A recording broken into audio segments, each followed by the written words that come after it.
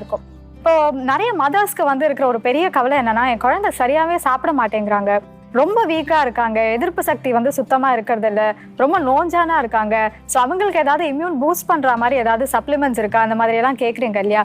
So அந்த மாதிரி ப்ராப்ளம்ஸ்னால நீங்க சஃபர் பண்றீங்க அப்படின்னாக்கா, ரெகுலரா இந்த புளிச்சக்கீரையை சமைச்சு உங்களோட குழந்தைக்கு கொடுத்துட்டு வந்தீங்க அப்படின்னா, டெஃபினட்டா அவங்களோட உடல் வந்து நல்ல தேர்ச்சி அடையும்.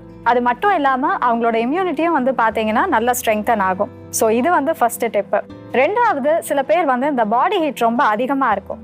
ஆல்ரெடி வந்து உடல் உஷ்ணம் ஜாஸ்தி இருக்கு.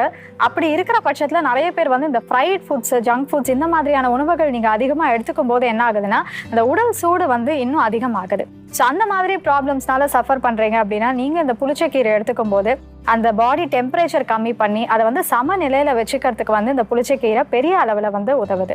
இது இல்லாம வாயு பிரச்சனை இருக்கு, இல்லாட்டி வாதம் பிரச்சனை இருக்கு அப்படின்னா, அந்த மாதிரி கண்டிஷன்